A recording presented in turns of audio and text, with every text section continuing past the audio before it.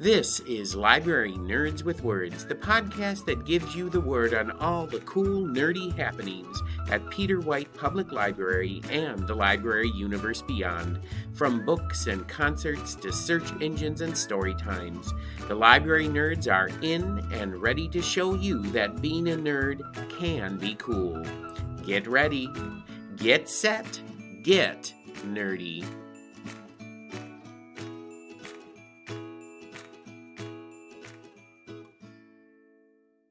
Welcome back for this July episode of Library Nerds with Words, the podcast where you get the word on all the cool things happening at Peter White Public Library and the library universe beyond, straight from the mouths of the people who know it best, library nerds.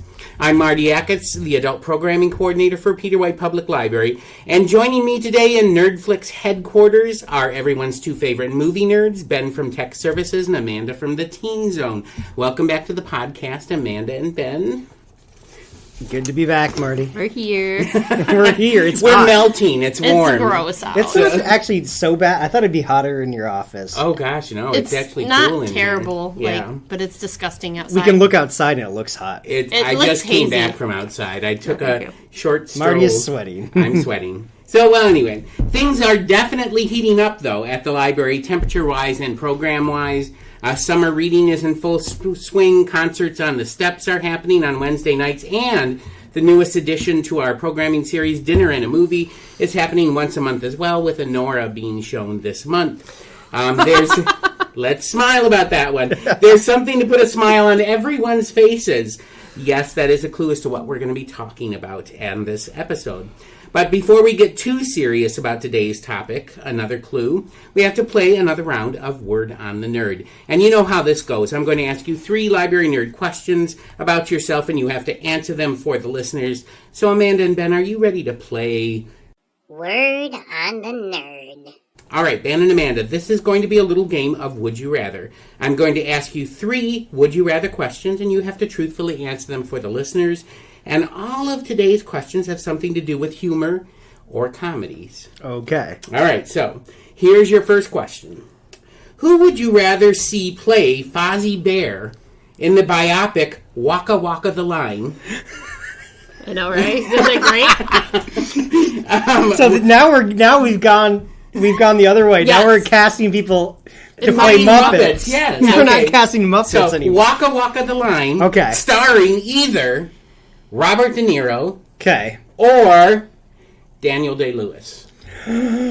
Oh, I would say Daniel Day-Lewis. well, Daniel Lewis, he will spend 5 years I know, that's why I'm like, researching, doing background. He's going to find where Fozzie was born. He's going to go live in that area. He's going to live as Fozzie. Mm-hmm. I say Daniel Day-Lewis. So you have to say Daniel Day-Lewis. I mean, De Niro would obviously be good, but Daniel Day-Lewis is the right answer always. And plus, let's get Daniel Day-Lewis back on the movie screen. So Yeah, this will be his 4th Oscar. You know, well, actually, the original question as I wrote it was Robert De Niro or Rodney Dangerfield, but I thought that choice was a little too easy. So No, you gotta pick serious actors. You gotta pick serious actors. So I would go with Daniel Day-Lewis as well. But as you know, the questions might get a little harder. I know Ben's from here on answer. out. I know the next one. Okay. So here's your second question. Who would you rather star in the remake of the original Muppet movie? Adrian Brody as Kermit the Frog.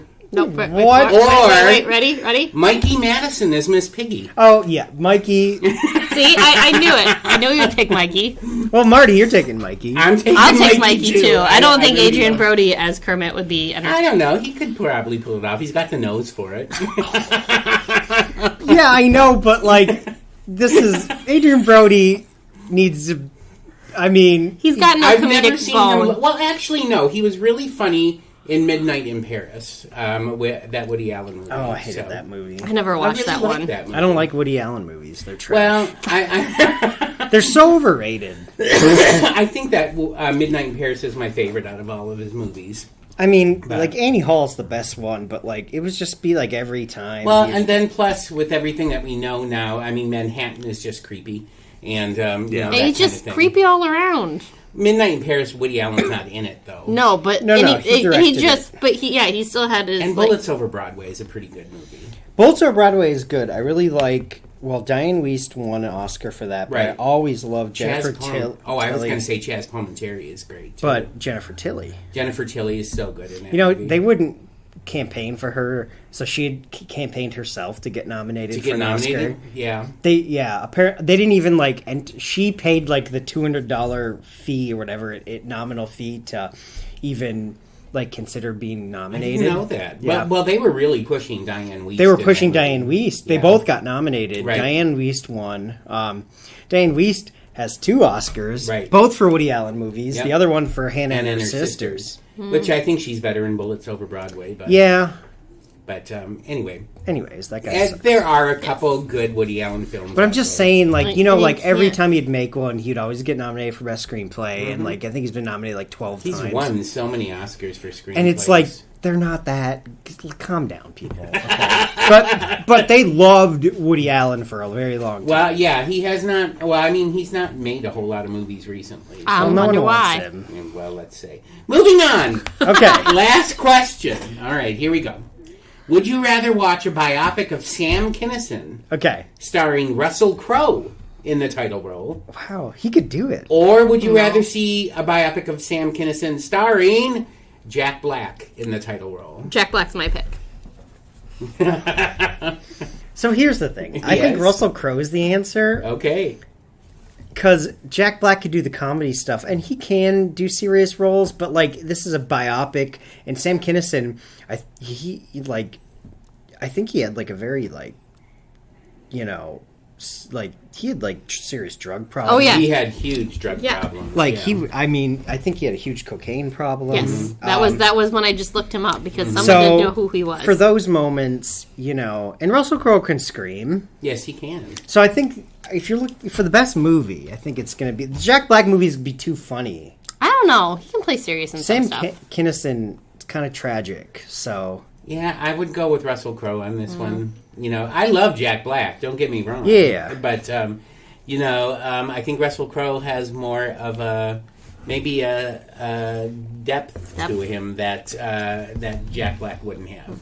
No offense to Jack Black fans, because I do love Jack Black films. We just had to watch the Minecraft movie this what did you weekend. think, Manda? It wasn't bad. People said it was super fun. It was campy and fun, and my whole thing is why are the zombies dressed like Steve? And then so I had to I have no idea. I don't know anything I about know nothing Minecraft. about Minecraft. I know nothing. My kids played Minecraft, and I tried to avoid it as much. But as my possible. kids play, and Madison's got I think the game on the Switch. I don't know, but they play. wow. All kids play it. I Yeah. don't understand what's happening. I don't either. It But sounds so old. But it was funny, and I get the chicken jockey thing. Chicken now. jockey. They were bringing chickens in the theater. And it's this literally this little creeper weird baby thing appears in this wrestling ring, and it just sits on the back of a chicken, and the chicken and this baby creeper thing are super violent. They're taking out happening? Jason and Jack Black's character just left and right, throwing punches at him, and they're being flung across. The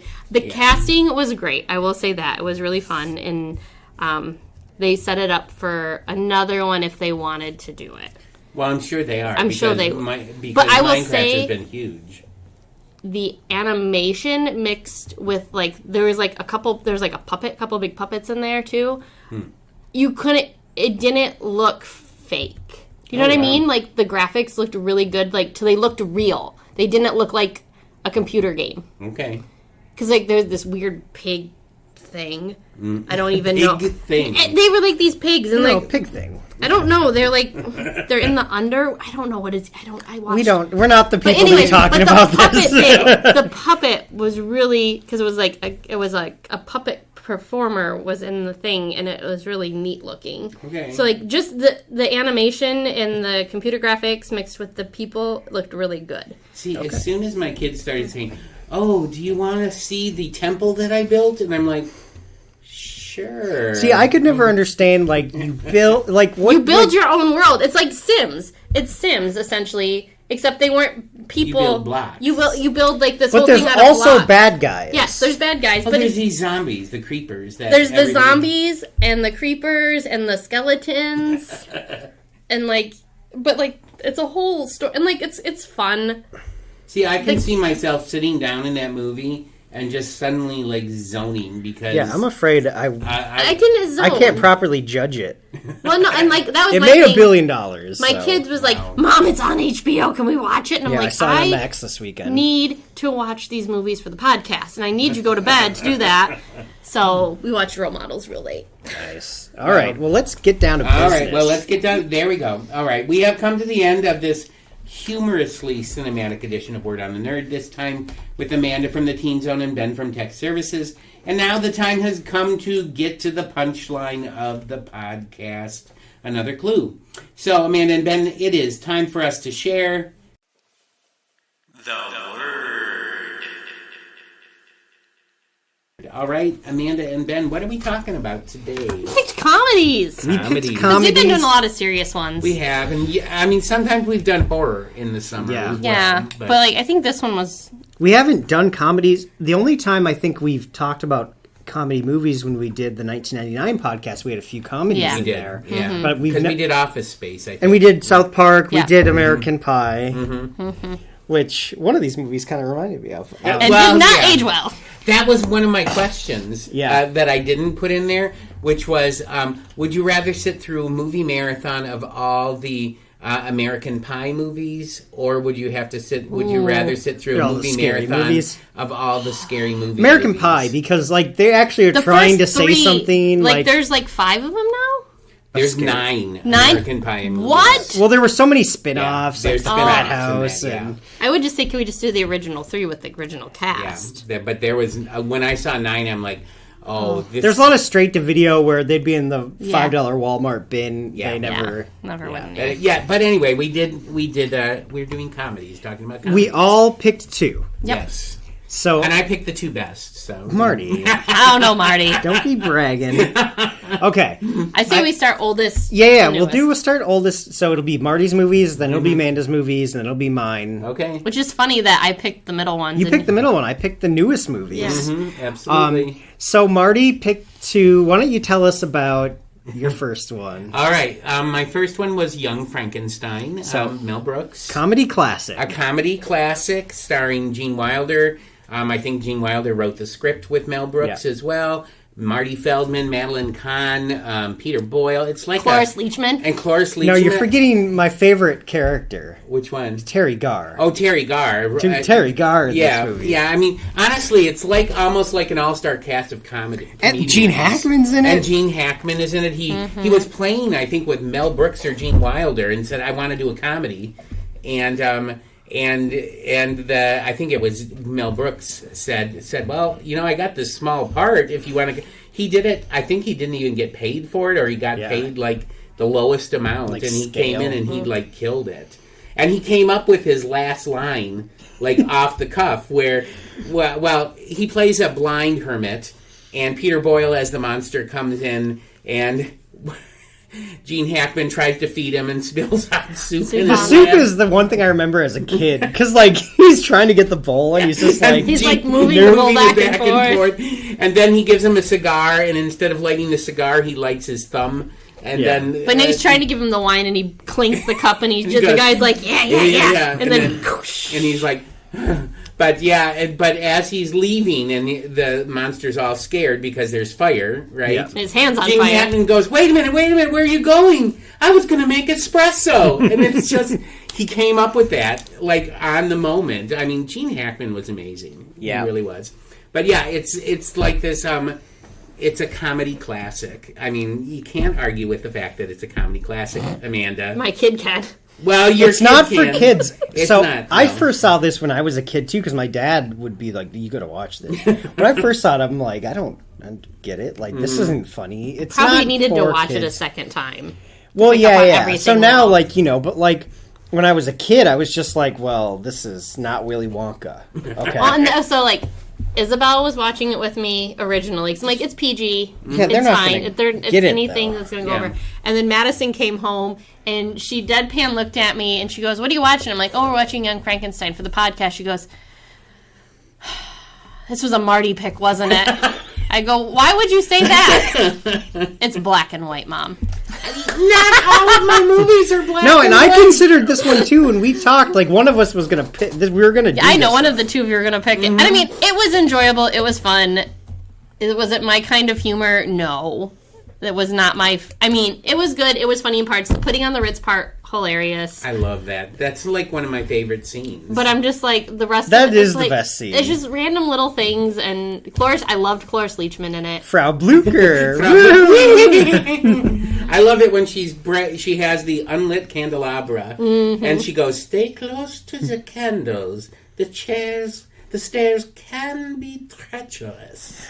When I was a kid, I loved the Marty Feldman. Just when he's like, "Walk this way," and he's like, "No, walk this way." This way. Went down the stairs with the cane. Oh my gosh. And when like me and Dad would quote this all the time, but when he's like, "Oh, let's get when Madeline Kahn comes," and he's like, let's grab help the with the bags. bags, and he's like, "You take the blonde, I'll take the one turban." In the turban. And he starts chewing on her furs that she's... Yeah. It's a great movie. It just was not my humor. And maybe I just wasn't in the mood for it when I was watching it, and too. I think that out of...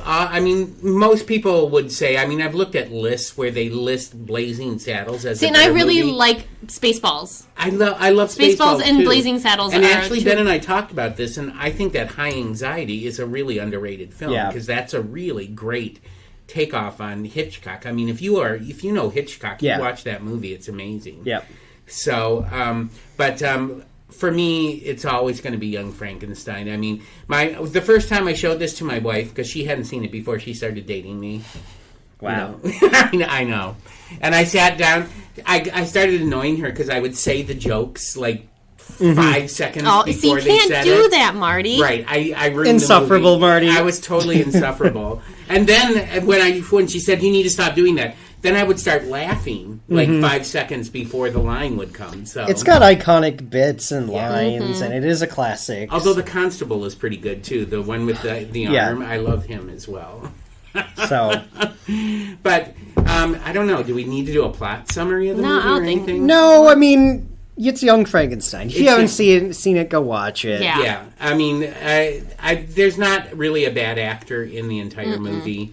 Everybody is hysterical. It's Gene Wilder at Gene Wilder best. As he kept going, it's Willy Wonka. It's Willy Wonka. See, that's the thing when you're a kid, because I would just only associate him with Willy Wonka. Yeah. And then you're like, well, you got this black and white movie, Willy Wonka's in it. Yeah. There's no, like, what's happening? Like, so it's for, like, older people. I mean, old people, but like, if you're, like, single-digit kid, you're not going to... Yeah. I think it's like for 20s and up. And if you're a fan of the old Universal horror films, Yeah. it's for that too. Although the studio did not want him to make it in black and white, Mel Brooks. They wanted Really? to I can't imagine this make it movie in color. Yeah, I they can't wanted to imagine make it in color. I think if they were to do like pops of color, it would have been entertaining. But like, No, it had to be black and white because he's making fun of, not making fun of, but satirizing those old monster true. movies. Yeah, for sure. So, It would look insane in color. it would look insane. It'd be like in saying color. Casablanca should be in color. They have colorized it. Well, we It's talked awful. about that. Oh my god. We don't talk about... I mean, that shall not That's be a named. crime. It's sort of like making It's a Wonderful Life and colorizing that one ew, too. Yeah. gross. Okay. Amanda doesn't give a crap about that one. All right, so the second oldest... Hold on, no. How we many... gotta rate Oh, it. what are we going to do? So what's the scales? Clown noses. No, that's lame. You don't Clown? like- I Oh, that's hate right, you don't like clowns. clowns. And plus, Clowns. we didn't even watch any movie Nothing with had clowns in it. Okay, fine. What do you No, got? we'll pick us something from one of the movies. What about how many? Something from Happy Gilmore. How many? Happy Gilmore. Well, no, because they got like the golf balls and like all the alligators and there's. You want to say how many golf balls it's going to That's get? Oh, that's stupid. Sorry. We should have discussed this We before. did not Yeah. discuss this one. Okay. How many... How... Wow. I'm trying to think of all the movies we watch. How many dodgeballs? Okay, how many dodgeballs? How many? I was right track with the ball. Okay, I'm going to say it's 5 dodgeballs for me. I love this movie. Okay, I'm going to say 4 dodgeballs. Okay. I'm gonna give it 3.5. Well, that's very That's generous, not bad. Amanda. Again, wasn't my favorite. I thought you were gonna say 1 3/4 It was a good dodgeballs. movie. It just wasn't my favorite. Like I know my which humor. one's going to get really low dodgeballs on Amanda's Yeah, that's right. list. Sorry, Marty. And it's coming Speaking up of that- very quickly. Okay, what's next, Marty? The next movie that we're going to talk about is the exceptionally great, Yes. classic comedy mockumentary by Rob Reiner. This is enshrined in the Library of Congress, Marty. Yes, Did you know that? I did know that. I didn't yes. care for it. Oh, and of course we are talking about This Is Spinal Tap, which Amanda had never seen, which is a crime. But we also found out it that also came out before I was even born. Well, so what? That's no excuse. That is no excuse. That The Wizard of Oz came out before. I don't like The Wizard of Oz. Oh my god. Okay, yeah, and we just found out also that she has never seen Jaws all the way through. So that's coming at some point. Definitely I coming. think it's on Peacock right now, and Madison really wants to watch it because they want to see the shark. Well, Jaws might be added to our horror film in October. We should just do Jaws. Yeah, that's what we're going to do. Well, Jaws is very important. Not to get off track, but now that we mentioned it, I mean, Jaws is so important because me and Marty were texting about Citizen Kane versus Jaws. Yep.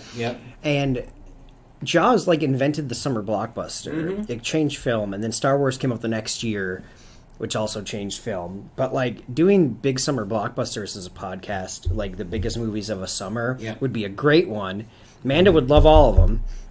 And because this would be Jurassic. I'm not convinced of that one. Dude, Jurassic Park, Independence Day. Oh god, not Independence Day. Man, No, you don't the like first Independence? One. The first one. Okay, the first not the one's second all- one. Marty. The second one was terrible. Well, we don't talk about that. The first Independence Day.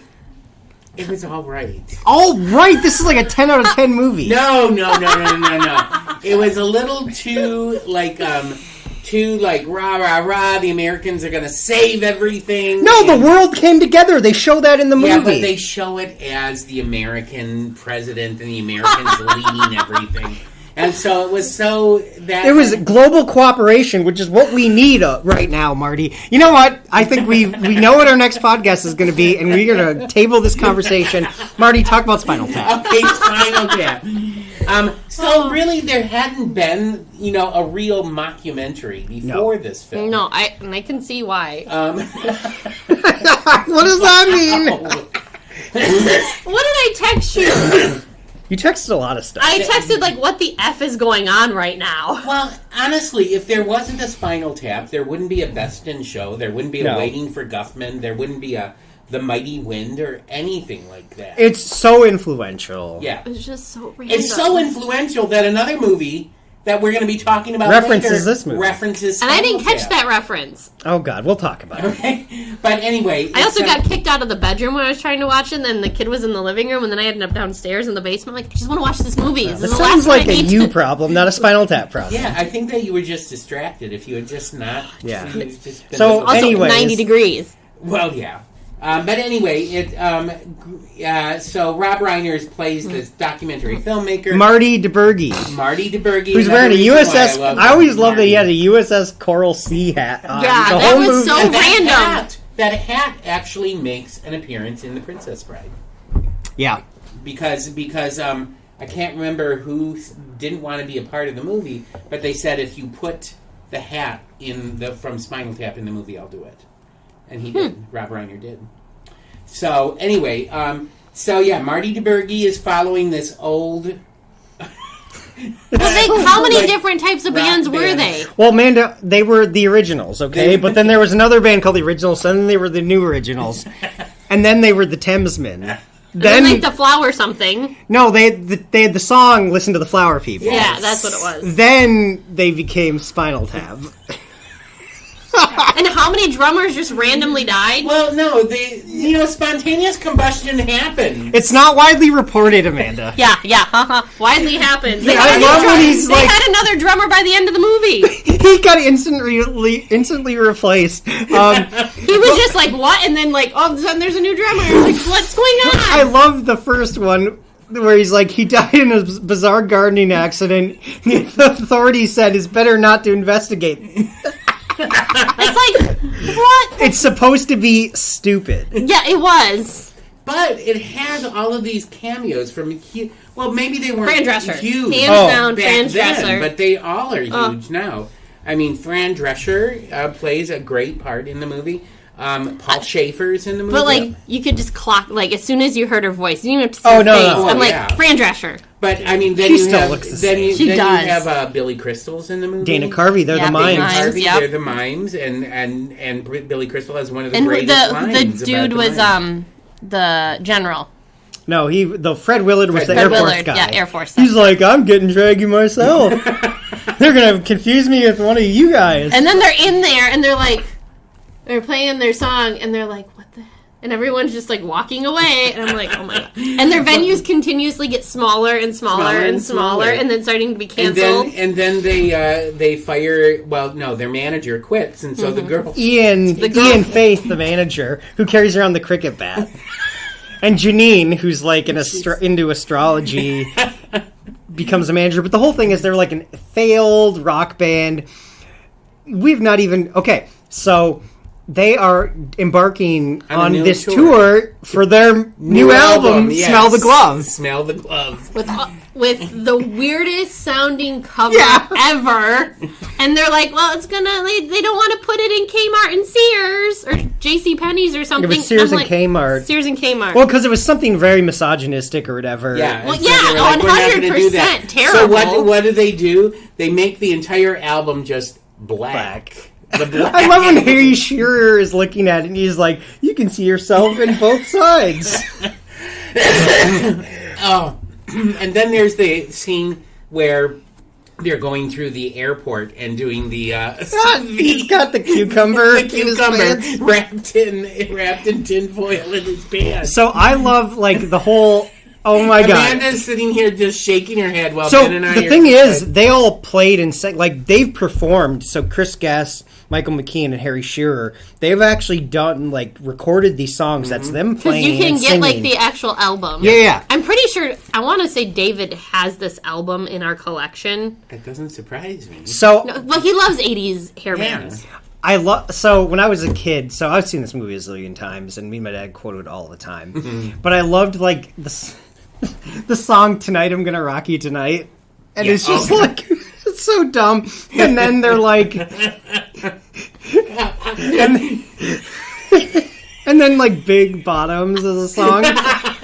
It's just like talk about bum cakes. My girls got them. Oh my It god. was But they're it was real- very guy humor, and I feel like that's maybe why you guys like it more than I liked it. Well, it's just ridiculous. It's not like guy. I don't know. humor. I didn't find it as funny. Like, I'm just like, this Well, is really kind of Think about offensive. this, because Christopher Guest is in this movie, and he's the one that went on to make all of these different Yeah, mockumentaries. and all these people. But so like, anyways, yeah. So like, Best in Show. Have you seen Best in Show? It's a mockumentary of like a dog show. It's like it's taking off the Westminster Dog Show. Yeah. No, have It's not. oh, good. dude. And Jennifer Coolidge is in it. Yeah. And it's fantastic. love Yeah, so all these people, Chris Guest, Michael McKean, Harry Shearer, Fred Jennifer Willard Coolidge, was in Fred Willard, practically all Eugene those Levy, they're all, Catherine O'Hara, they're all Yeah. like a troupe, pretty much. So anyways, like what are other funny things? So I loved that, when they're trying to come out, when they're in those cocoons and they're playing. Oh, the one and guy then can't the get one out. guy can't get out, so they have a welder there trying to. he's got the blowtorch, and then he finally gets out of his cocoon, and then he can't get back in when the other people got back in. The Druid. Like, what the heck? Stonehenge. Okay, a Stonehenge. That is a classic. That is a song. classic song. Yeah, well, With the that is one of- 18-inch Stonehenge that was in like- danger of being crushed by a dwarf. Why can't we just make it a little bigger so the little guys don't trot on it? Well, I didn't know if you wanted inches or feet. He wrote inches. He did right. I think another classic scene. Well, okay, so the most famous scene in it is when he's talking about the amp and he's like, "But these go to Oh, yeah. 11." That's the most famous scene in the movie, and that's so everyone knows that. Like, go to 11, even if they don't know it's from this. And Rob Reiner, Marty, goes, "Well, why don't you just make it Make 0, 10 louder. Make it 10 go to 10 and make loudest?" 10 louder. He's like, "But These go to these 11. Go to 11." And I love, like, so Nigel Tufnell. Oh, Da- good so Nigel. it's David St. Hubbins. Yeah. And I love when he's like, that's a real saint. And he's like, it's the patron saint of comfortable footwear. Nigel I'm Tufnell not laughing. and we're laughing for We're laughing for you. Derek Apparently. Smalls. But when Marty and Nigel, and he's playing the piano, and he's like playing it very well, and he's talking about writing songs in D minor. It's the saddest key, and he's like, I'm very influenced by Mozart and Bach. He's like, this is a mock. And then Marty's like, it's very pretty. What's it called? And he's like, it's called Lick My Love Pump. It's just shaking her head. Not my type of humor. So we should talk about the end of the movie. Oh, God. Okay. So the band breaks up because David's girlfriend is driving a wedge in the band, so Nigel leaves. She's the Yoko Ono of the band. Oh, another one of my favorite parts. And the band's going to break up, and Harry Shearer's talking to Michael McKean, and he's like, we've always talked about making that musical of the life and times of Jack the Ripper called Saucy Jack.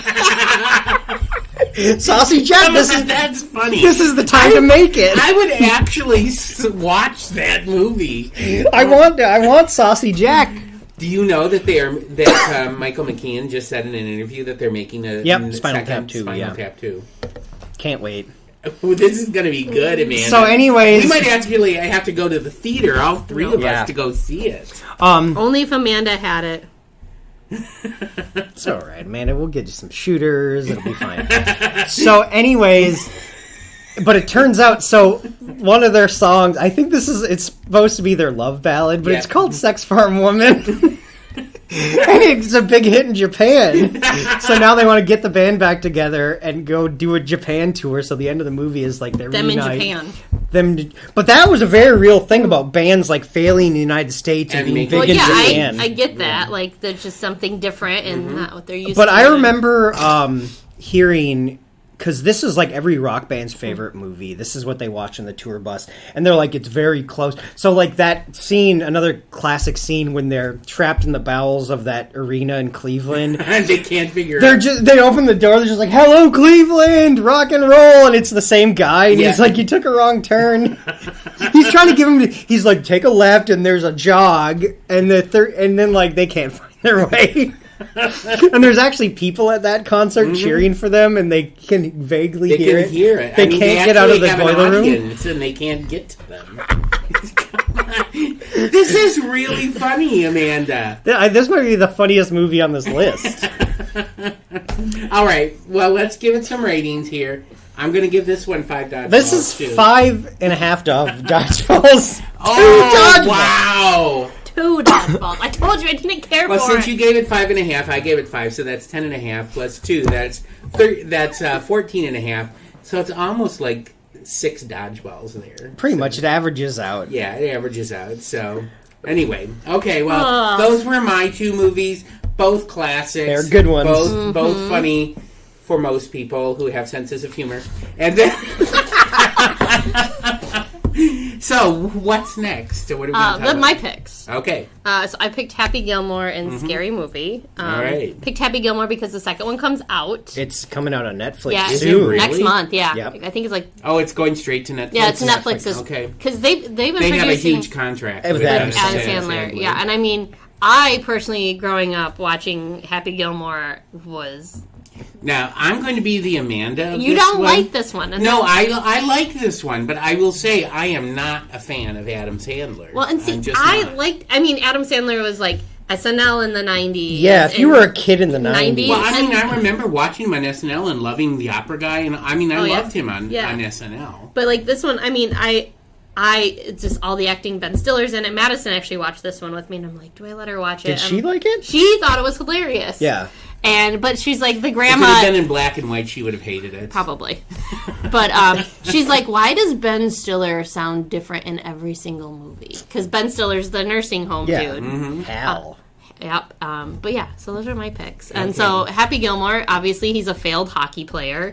And he starts golfing to win money to win back his grandma's house. His grandma's house gets repossessed. Because she doesn't pay taxes. Pay her taxes, and...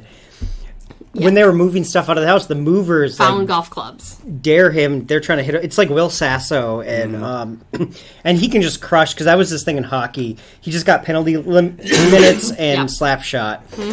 So he slap shots the golf ball like a zillion feet, and then they're like, you should enter the Woodbury whatever. Yeah, and he does.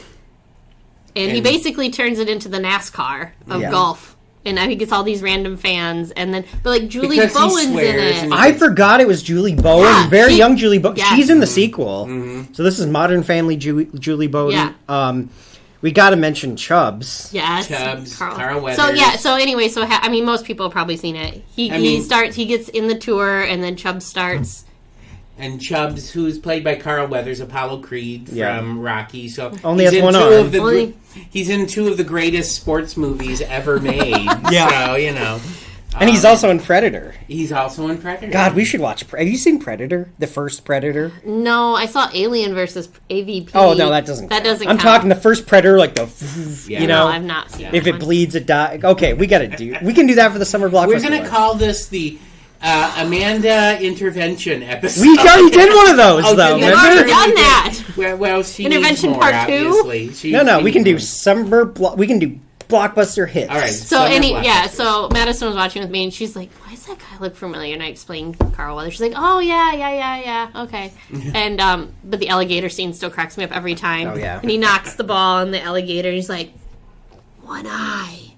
You took Chubb's hand. And then he's fighting the alligator rolling around, and he gets the ball, and then but Chubbs. he ends up killing Chubbs. He's like, I have a present Chubbs. for you, and Madison's like, oh, and I go, well, that's the whole part, and then you gotta talk Of course, about that happens in Dodgeball too. Yes. Yeah. When the main guy. Let's not spoil it. Okay. yeah, but then you gotta talk about Shooter McGavin too. Shooter. He's such a great movie villain. He does play. That's all he plays. I swear to God. I Are think those so. nasty- because he's got a smug face. Yeah. Yeah. Christopher McDonald, the actor. He also, Marty, what very important episode of Star Trek: The Next Generation did Shooter McGavin? What was he in? No, he wasn't. He wasn't in the Q episode. Nope. I'll tell you. Which one? So, yesterday's Enterprise, he's the first officer of the Enterprise C. Remember, Oh. and he hooks up with Tasha. Yes, he does. Yep, I remember that. And then they go back together. That's Shooter McGavin. Oh my gosh. How did I not Because know when I saw that movie, I was like, that's Costello, Okay. Lieutenant whatever from the Enterprise C. You know what? Amanda's like, I don't know what you're talking about. we watched some Star Trek growing up when it was on TV. I was not a Trekkie. I even watched Star Wars until I was in 4th grade.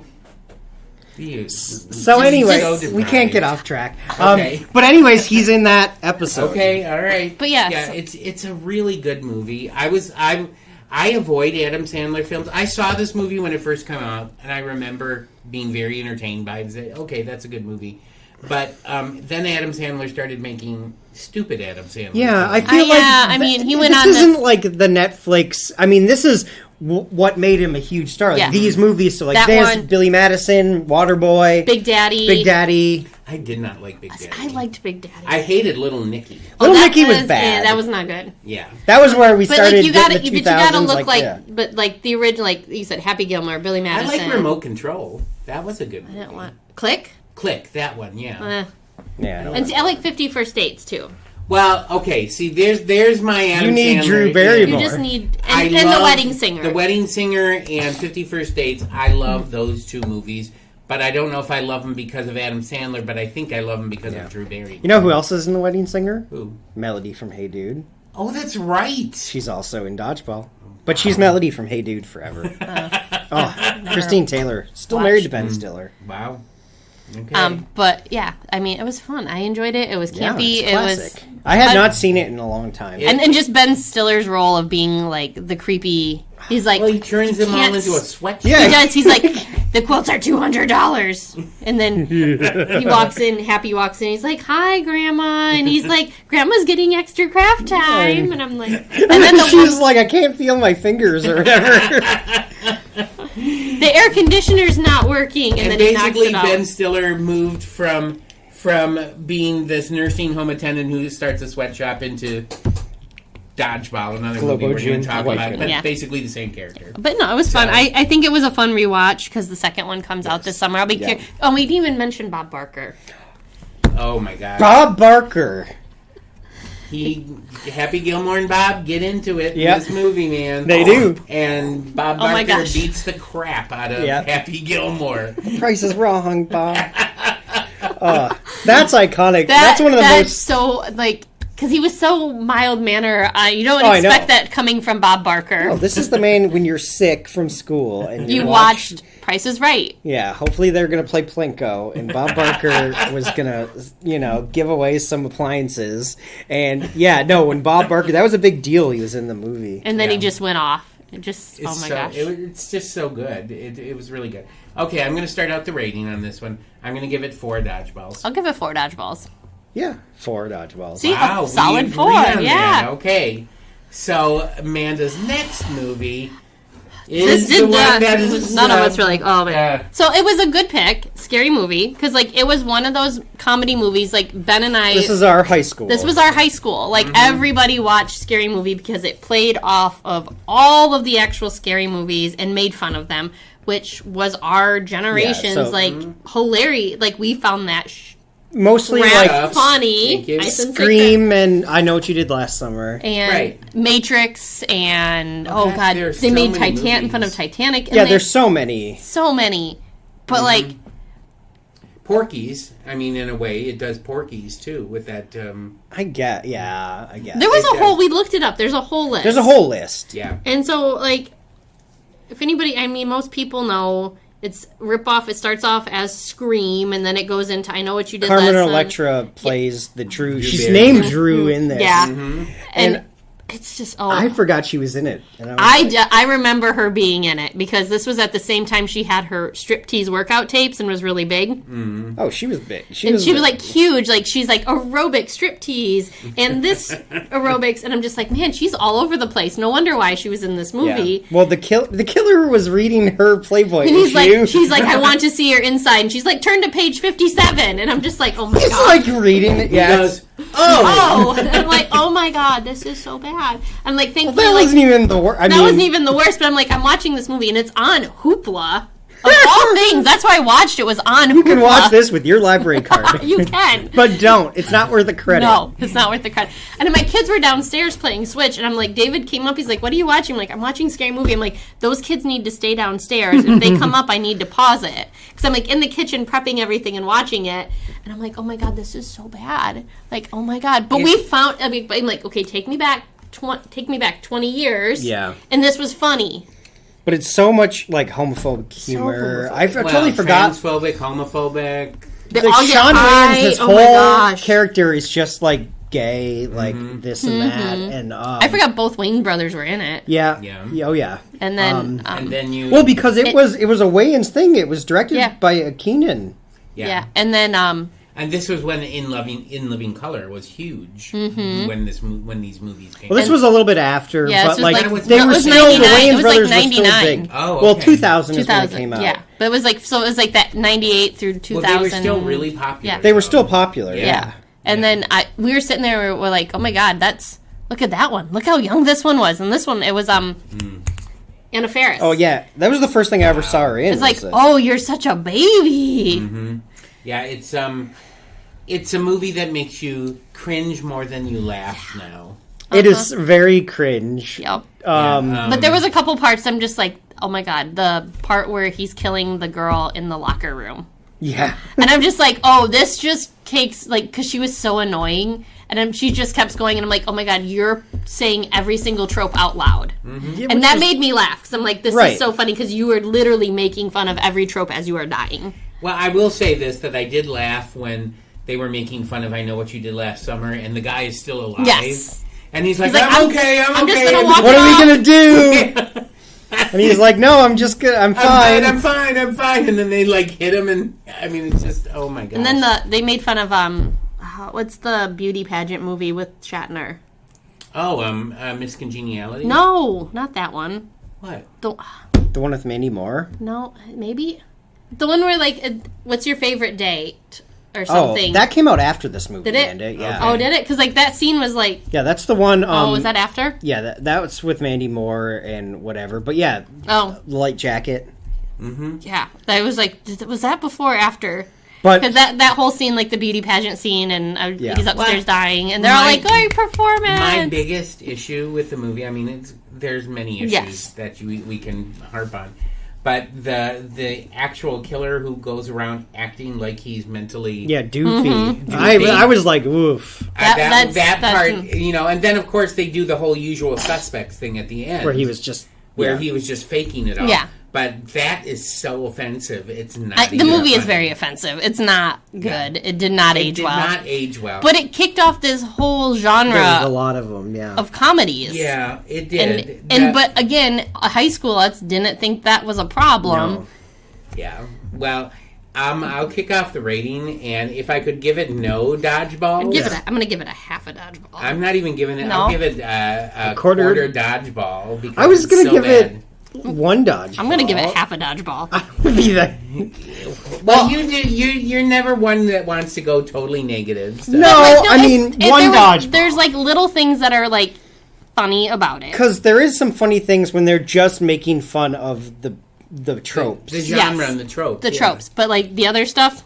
But like you don't need to go back and rewatch this. No, we don't recommend a rewatching on this one. We did it, so you don't have to. You don't have to. But it did kick off this whole comedy series. Yeah, and it made me want to rewatch Not Another Teen Movie and see, is it that bad? I don't remember it being that bad, but it was probably worse. But it's probably just as bad as American Pie in this one. Yeah, but I mean, like, American Pie, like, these are way worse because, like, American Pie is, like, crude and whatever and very cringe, but, like, they're trying to tell a story, like, coming of age, whatever. I don't know how... I don't know if I've watched Not Another Teen Movie since it came out. Not since I was in high school. Yeah, well, same. This is the first time I've watched Scary Movie since I saw it in the theaters. So you paid money to go see it. I paid money to go see it. We all rented it from Family Dollar. It was on a date. Or not Family. Okay, family, I will say that. What was the Family Video? Family Video. That was Family Video, not Family Dollar. But anyway, I saw this in theaters. I'm pretty sure. My mom I actually saw Scary Movie 2 in theaters as well. I remember seeing Scary Movie 2, which has a reference to Jaws in it. I think everybody liked the second one more. I remember people. Yeah, I remember it being funnier. I remember it makes fun of The Exorcist in there. Yeah. But you know what? I am not going to go back and rewatch the check. No, absolutely not. It's not worth it. Okay. So Amanda picked one good one and one really terrible one. And one really terrible one. But it did not age well. It did not age well. Well, we had to go and check. Yes. For the people.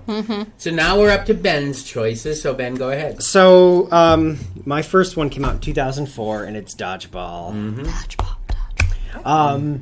This movie was massive. So I was like 18 or 19 when this came out. So it was right high school age or right after. Amanda was in high school. And I graduated that year. Thank you very much. I worked at the movie theaters, and I think that's one of the ones I actually got to put together and preview. Nice. Because if you put the movies together, you had to watch them. No, you had to watch them to make sure you put them together correctly. Oh, okay. That was when you were a projectionist. Okay. You got paid to watch movies until 3 a.m. in the morning. Well, so anyways, I wanted to pick a couple 2000s because I kind of think, like, as far as theatrical comedies, like, the 2000s were, like, the golden age. There were so many of them. Like, every year you'd get multiple of them. You know, whether it was, like, Old School or Anchorman or 40-Year-Old Virgin. God, Will Ferrell movies. Superbad. Well, these were... Rodney Dangerfield films were, too, right around that time as well. Like late 1990s, early 2000s. So, like, you know, and this one was always one of my favorites. But yeah, so what did you guys... So, I loved it. I love Dodgeball. My kids have watched it multiple times with us, and, like, I know there's some inappropriate stuff, but, like, the kids find it funny. They also like Zoolander. Yeah, that's another one of this era. Yeah. See, here's the thing. I'm the Amanda on this. I was the Amanda on this movie. Marty was texting us while watching it, and he at first was not into it. But to be fair, we all got some really bad news before you watched it, so I don't know if we were all in the right mind space. Yeah. But I will say, watching that movie increased my happiness. Which was very difficult at that point in time. So yeah, it's I think my issue with it is sort of like my issue with Adam Sandler, where I'm so used to this almost like the parody of Adam Sandler that he does nowadays. You know, and Ben Stiller is sort of the same thing for me. For a while there, it seemed like he was just doing the same. He was in so stupid many thing movies. over and over and over again. I mean, I loved him in Something About Mary. Yeah, I like some of the Farrelly Brothers movies. I don't like a lot of the Farrelly Brothers movies. Yeah, so. I'm not sure how well all of them would hold up. I don't think I a lot think of Something About Mary would hold up. Yeah, that was like a classic. There's one that they made with Gwyneth Paltrow that I found so offensive. Shallow them. Hal. Oh god, I could never. I don't even think I finished it. It No, was so bad. that was bad at the time. Right. So There's it's no way that's probably- good now. Yeah, there's no way. And plus, you don't hear much of the Farrelly Brothers anymore. No, you don't. So, and they were huge back then. Well, Dumb and so. Dumber was the Yeah. big one. I mean, Yeah, everyone absolutely. loved Dumb and Dumber. Both Why didn't we pick Dumb or Dumber? There was so. I Here's the picked thing. mine too. The thing is, we could only. Yeah, pick we're gonna two. do more comedy ones these because are there's fun. endless. That's good because I have lots of black and white films that we have to watch. Arsenic and Old Lace. I love that movie. You're not watching. We watching Arsenic and Old Lace. Cary Grant, man. Come on.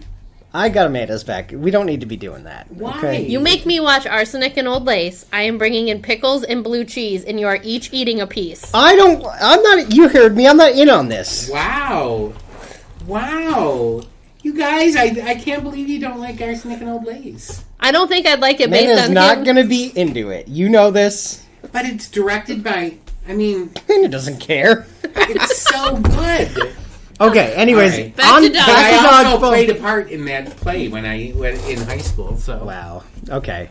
I was more brilliant than Peter Lorre in that role. I roll Oh, the eye right. roll of mine. Ooh, okay.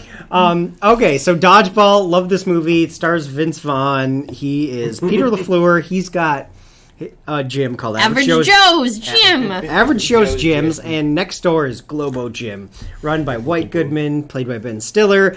And Globo Gym.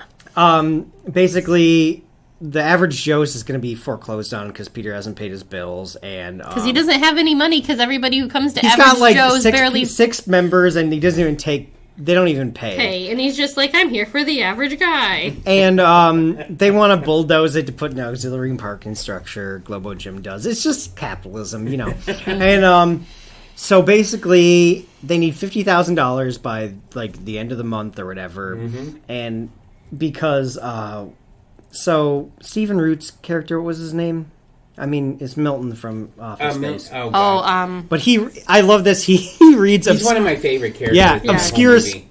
obscure Sports Quarterly, OSQ. No, this is OSQ. Oh, that's OSQ. Yeah. No, he watches it on ESPN 8, The Ocho. But about dodgeball tournament, and so the Average Joe's puts together a team, and Justin Long's in it, and he... Who's a high school student. Oh, God. They basically... we don't want to get into everything, because this podcast is already an hour long. Hey, but- the people sign up for this. He's Gordon. Gordon. Gordon. I just sit there. So, Who's married to a mail order bride. yeah. Yes. It's like, how's that working out for you, Gordo? And he's like, oh, it's great. He's so great. happy. She's so happy. Look, that's her signal for me. L for Oh, love. loser. Love. So they've got Dwight, Owen, Trevor, Steve the Pirate. Steve the Pirate, Gar. Alan Tudyk, I love Steve the Pirate. Steve the Pirate.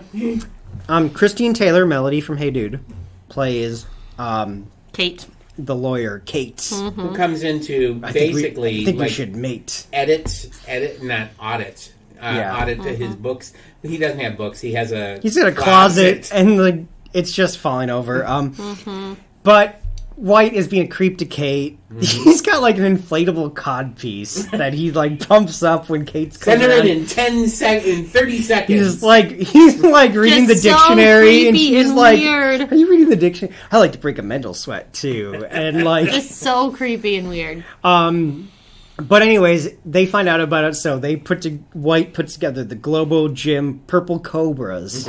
So it's White, his fitness consigliere Michelle, Laser, Blazer, Oh, I can't remember who else. Blazer. Fran? oh, and then Fran. The woman, yeah. With the universe. In her home country of Romanovia, dodgeball's a national sport. So they have to go through this tournament. But they have to beat the Girl Scout. Like, Average Joe's my favorite, like, one of my favorite parts is they in have the qualifier. to qualify, they have to beat the Girl Scouts. And then they're like, that one's not a Girl Scout. No, because the Girl Scouts smoke them, but then they fail the ADAA, which is the American Dodgeball Association of America, random drug testing.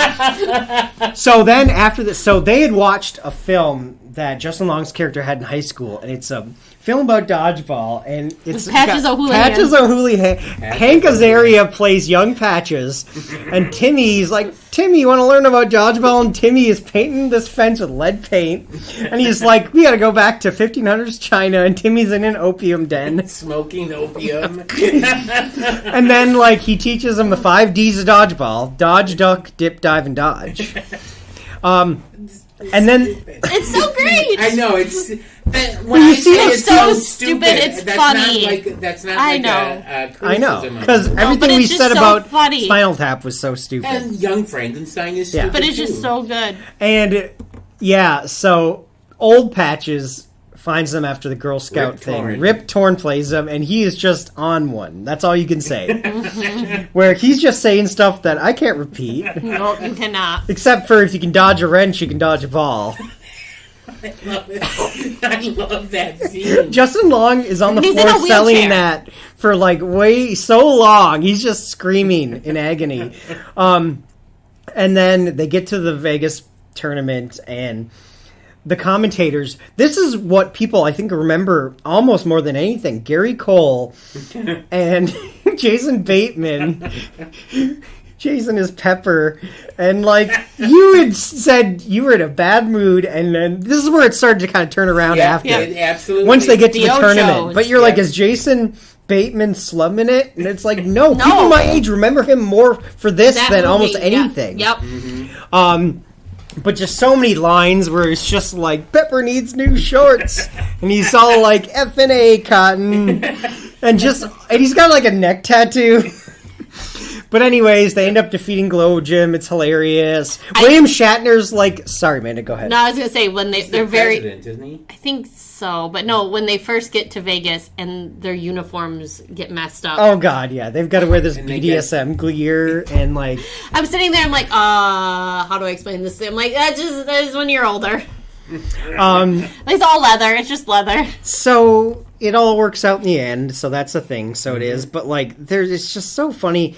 There's so many iconic lines in it, and like because of this, ESPN they used to like run things on the weekend because the Ocho wasn't a real thing, but No. they started running like Ocho weekends where they would cover like Random squirrels, sports. water skiing, and like cornhole and stuff, and like all this because of this movie was so popular. And you had Lance Armstrong in it, which is very Chuck dated now. Norris. Yeah, you got Chuck Norris, Lance Armstrong. But like it was 2004. Lance Armstrong was like an American. This is before we knew he was such a cheater. He was winning the Tour de France still at this point, and because he had just won like his 5th one, he was in the middle of the run, and yeah, so good. I love Lance Armstrong. Well, I didn't give up when I was diagnosed with testicular cancer, pancreatic, whatever he lists all. Went to his brain. Went to his brain, and Vince Vaughn's sitting there like, okay. I really like Vince Vaughn in it. He's just a chill. Well, I've always liked Vince Vaughn. And he was ready to quit and just be done, and then he's like, I'm gonna go. I left, and then you have Justin Long's character, and then you have Steve the Pirate coming in for the win. Yeah, it's just it's a really good movie. It lifted my spirits, which Good. I didn't The expect. end credit scene, I was just like, Oh don't my send God. the meme, don't send the meme, don't do it. Yeah, the whole milkshake. You have to when you watch this movie, make sure you watch the whole through the whole But credits. this is one of the very few movies, like my friend Heather, love her to death, never makes it through movies. Like, she'll fall asleep with like 20 minutes left. But if it's a Ben Stiller movie, she will stay awake for the whole thing, and Dodgeball was one of those ones. Wow. We could quote Dodgeball left and right when we were in college. See, I think it still holds up. I do think that There's this a movie few holds parts up. that you're just like, ugh. Yeah, of a time But- it's 20 years old. But, Yeah. but I still think that, I mean, the humor itself is not that dated, like No. in Scary Movie, where Right. you can, Yeah. you could not get away with making a scary movie nowadays. No. You could not. But Dodgeball, you could get away with. So many of the lines, just like, no one makes me bleed my own blood. And just like all the stuff like that last Dodgeball game where it's Globo versus, I think Ben Stiller's so good where he's just like, cram it up your cram hole, LaFleur. And he's just like, you're out of here, Four Eyes. And he's like, woo. Like, he is great. He's like jacked up steroids. I love when they're doing the sudden death thing, and Vince Vaughn said, those pants make you look fat. Yeah. And he's like... But I don't know if there's anybody else who could play him. No, that's... Play that role. Well, I'm sure there was, but like at the time... Holding, what is it, a piece of pizza or something? He's got the... No, it's a donut. The donut. It's a donut, and he's got the car battery. The car batteries hooked up to his nipples, and he's like smelling it, and as soon as he goes to eat it, he gives himself a shot, Oh my gosh, yeah. All right. I was bummed that I could not rewatch this one for the podcast. But you remember. Oh, we just watched it earlier this year. Yeah. So I'm going to give this. I can't give it like Spinal Tap and Young Frankenstein for me. Okay, I can't give him that many. But you know what? No, it is Dodgeball. I'm going to give it 5 Dodgeballs. Yeah. I'll give it 5. I think it's great stuff. I'm going to give it 5.5 Dodgeballs. 5.5. Ooh, That's what I gave Spinal Tap. Okay, all right, yeah. See, we all like this one. That was funny. It's a really good movie. It's a true underdog story. It is a true underdog. Speaking of true underdog stories, now we are up to Ben's last movie, the last movie we're going to talk about. So I picked role models. I really was kind of struggling. It was either going to be this or Superbad. Oh God, Superbad! I forgot about that one. Some of the stuff in Superbad, but they work. This came out the year after Superbad. It was the same people, I picked this one because this one I always kind of personally preferred, even though Superbad's a lot more well known. And it's got Paul Rudd and Seann William Scott. Stifler. Can we just talk about how the fact Paul Rudd has never flippin' aged? Yeah, he looks the same that he looked in Clueless, that he looks as Ant-Man. Madison walked out into the living room. She's like, oh, Ant-Man, what up? And I'm like, he looks the same. How do you still look like 20? I just watched The Perks of Being a Wallflower a couple of weeks ago, and I'm like, this man just doesn't He doesn't age. What are you doing? Yeah, he's in his 50s. You don't look a day over 30. He still looks like he could be in Friends, for God's sake. So anyways, Paul Rudd and Seann William Scott's character, they work for an energy drink company. Don't do drugs. Minotaur, and they go to high schools, and they drive a big monster truck, and Seann William Scott, he's Wheeler, and Paul Rudd's character is look it up, Amanda. Look it up. Okay. Oh, how am I? Anyways, I got IMDb right here. Yes, I know you do.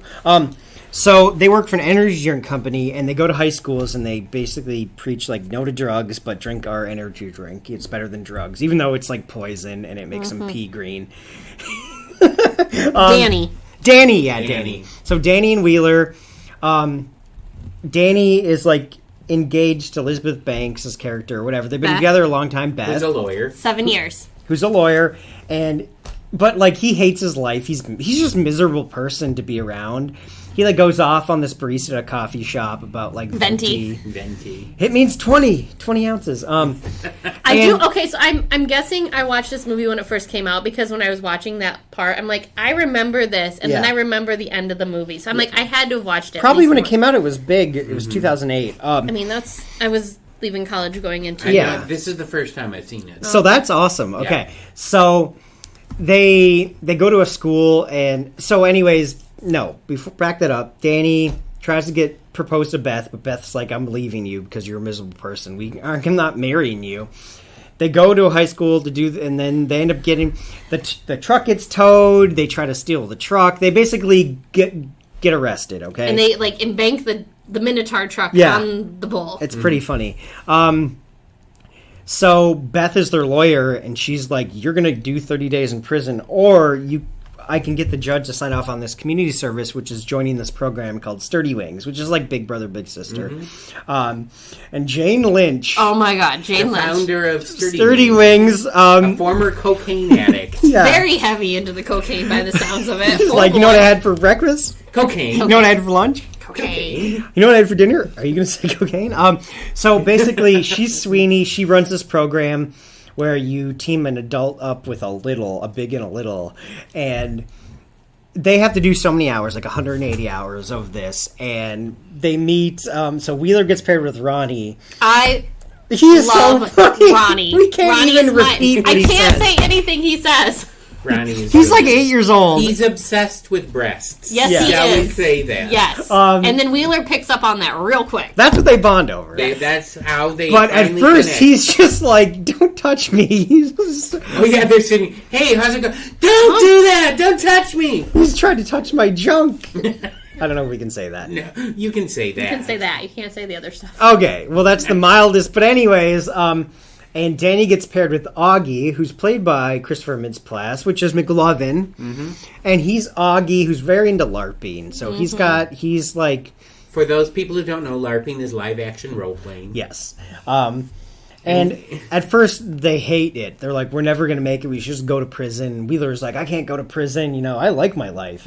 But as you can, the more they hang out with the kids, the more they understand, like, their home lives, they've got difficulties too, and they bond, and then, they screw it up, but then it all works out. So it's one of those. It's a lot like Dodgeball. It is a lot. I mean, I made that comment. But I to you feel like that, a lot of those 2000s comedies were a lot like this, right? because you have, like, at the beginning you have characters who might not be that likable in some way. Well, they shape, or learn form. something. And then they go through something and they come out the other side and they've totally changed their attitude, and they've also in some ways helped some kind of underdog overcome something. Yeah. I mean, that's pretty much it. Well, and I That's think I love that, like, Wheeler and Ronnie, like, he's like, "Who's the dudes with the makeup?" Yeah, he teaches introduced them all about Kiss, and they're Jewish dudes, and they're this. And he's like, "I thought Jewish yeah, people that's couldn't about get all women." we can say about yeah. what Yeah. they say about. But then when they get to, like, the very end, you got King Jong in here. Ken Jeong. Ken Jeong He's is the so king good. Arg- the Argatron. king, and he's just a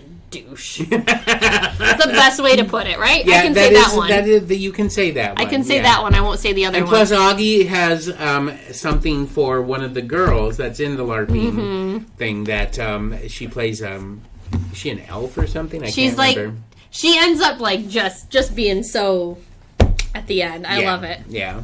So it's just and everybody. I mean, I liked everybody in the movie. Yeah. I Yeah, really it did. was Even the funny. characters that were kind of not very pleasant at the beginning. The other Sturdy Wings dude. Oh, the Peter? Oh, Marvin. Oh, Marvin, yeah. Marvin. Oh my god! I Love, take me down to the streets. It's like this fake Wing song that they actually wrote and performed. It's in the credits. Yep. But there's a lot of stuff that's like, this is rated R. Yeah. And it is. I had to make sure the kids were in bed again because Yeah. I'm like, I can't Not for remember the if I've kiddos. seen this one. Mm. We didn't start it till like 10 o'clock at night. Oh, well, that's a good time to do it. well, That's a good we had 10 to finish o'clock PM Minecraft movie. first, Yeah. and then watch it. I'm sorry for Minecraft. It's But, but my favorite scene, and I don't know how much I can describe this scene. Okay. Though. It's when Wheeler hooks up with a fellow Connie, Connie, who was engaged. But the now fellow only camper. only within the Area Los codes, Angeles yeah. area code. So he's had the. So they end up hooking up. But they also took Ambien or something. Yeah, they Yeah. took Ambien. They both took Ambien. This is very And so 2000s. he has to go to the bathroom in the middle of the night, so he stumbles out and basically collapses and passes out in the middle of the campsite naked. Mm-hmm. And so they come out, and there he is. And then Ronnie shows up at the tent looking for Wheeler, and opens the tent, and there's His prized possession that he the always thing wants that to he see. is so obsessed by, and he's like, "Wow, thank you, God," Anyway, No, I was laughing really hard at the story, the campfire story. Oh the my campfire God, yeah. stories The guy, too. like, Marvin's trying to tell this story, and then he looks at Danny, and Danny's like, well, this is something This that... is a true story. And they're all like, and we're done, and we're gonna go camping. We're gonna Yeah. go somewhere. Gonna go on a Because midnight he was hike. telling a story about sex trafficking. Yeah. No, child trafficking. Children, Yeah. sold into Trafficking. sex trafficking. And then Keegan, Keegan-Michael Key's in it. Yeah. And he's like, and this group's gonna make s'mores, and we're gonna make them different. And the guy's like, well, how you make them different? And he's like, well, I'm gonna use white chocolate. And Marvin's like, I don't think that's good. He's like, I don't agree with that. But anyways, it's really funny if you Little have things like that are really good. Yeah, and I loved at the end. So there's all these different. You have your own country. Augie gets kicked out of his country, and at the end they have to go to the final battle with everyone in it. But they need 4 people. So they make their own country with Wheeler and Ronnie and Danny and Augie called Kiss My Anthea, which is kiss based. They're all dressed up. They're all Kiss. painted up. You know, there's the Paul Stanley and the Star Child. and they Have come I in told the you guys minute- I've met Paul Stanley before? No, you met Paul Stanley? Yeah. Where did you meet Paul Stanley? In Kentucky. He had his book. Oh, at your library. That's cool. Yeah, and he came in and he was signing books, and so he came in early, and because like people could like prepay to have his book signed, so he came in early. And I don't know if I have a picture with him, but like I came in early because David and I were going out to dinner for something, and I was dressed all up, and so I was getting ready to go out to dinner, and I'm like, oh hi Paul, I met Paul Stanley. Did you ask him about Love Gun? I did. I wasn't a Kiss fan, and so like David thought it was really cool because like he was with me and he got to meet him too. Wheeler told Ronnie all about Love Gun. Love Gun. Yeah, we won't go into that. But yeah, so too I've much. met Paul Stanley Nice. Nice. Well, it's just, I mean, it's a great film. before. Yeah. But It's it was a just really like funny they film. come out in the Kiss gear and So think about The this. makeup. We watched 6 movies for this podcast, and the only real one that we can't recommend scary movie. is Scary Movie. So that's a pretty good track record. Yeah. Yeah. But When I picked Scary Movie, I'm like, this is either going to be hilarious or it's going to No, fail. it was good. I'm glad to go back and actually Yeah, see. but we kind of like, it's probably not going to be good because some of those from the early 2000s did not hold up. Well, I'm going to give Role Models 4.5 dodgeballs. I really liked it. I'll give it 4 dodgeballs. I'll give it 5 dodgeballs. 5 wow. I you- picked it. I Yeah. really like this. I've seen it a zillion times. It's a really good movie, and I was pleasantly surprised by most of the other movies. Yeah. So, I think the first one out of the whole list that I watched or rewatched was Spinal Tap, which That's on Canopy. I could have literally said all the lines anyway, but Yeah. anyway. So if anybody wants to watch Spinal Tap, though, it it's is on Canopy right now. Yeah, and then I think the second movie I watched was Scary Movie, and I'm like, oh, this is gonna yeah, be you rough. told us you're like, Yeah. this is a rough one, and I'm And like, I binged them all this past week because Ooh, that's how my life has been lately. Yeah. So, I mean, really good film. I will say this, even with Scary Movie, if you can put it within the context of the time frame and everything like that, and you can overlook, it's very hard to overlook the problematic parts of the movie, but there are parts in it that are still are pretty funny. So, Yeah. Anyway, all right. Well, there you go. That is the word from Amanda from the Teen Zone, Ben from Tech Services, and myself on some comedies that may or may not tickle your funny bone. But before I let you leave 90th Century Fox Studios today, I know that one was terrible. Not Fox. No. well, Anyway, Disney owns them now. I need to find Yeah, out what that's you have been reading recently, Amanda and Ben. The titles of books that you think listeners should run to the library and pick up off the shelf. All right, so what have you guys been reading that's any good? One just came out not too long ago. It's a new teen book because I've been trying to read some teen books because I'm really need to read some teen books. It's been a hot minute's life. Okay. I just finished The Singular Life of Ari Patel by Samira Ahmed. She's the same person that wrote This Book Won't Burn, and I think I recommended that one. I really love the writing style. This one it's a YA book about romance. Girl's going into her senior year. Ari's going into her senior year. She just broke up with her boyfriend because she knows that they're not going to make it because statistically, she's very much into statistics and math. Yeah. And statistically speaking, they're not going to make it to college. And they're going to go different ways, and why go through the heartbreak then and just do it now? Well, she's given this poem in one of her classes, and it triggers something when she reads it. So she's falling through the multiverse into different... She's still Ari, but she goes into different universes, and everyone's different. And sometimes she's there for an hour, sometimes she's there for a couple days, but she's always Ari, and there's always, like, her best friend is there.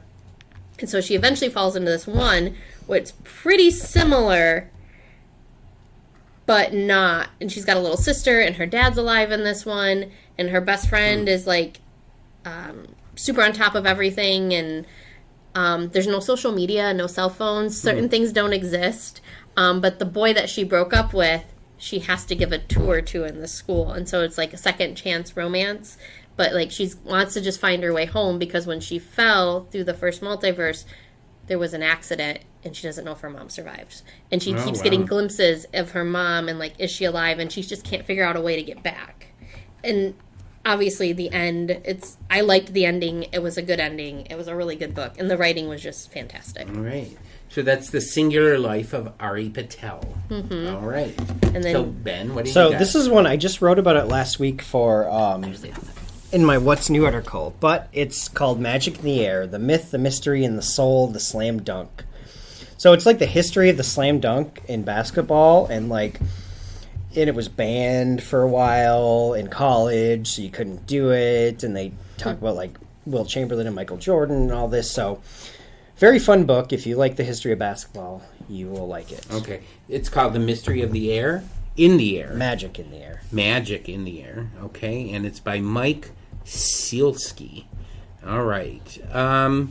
So the book that I'm reading currently is called...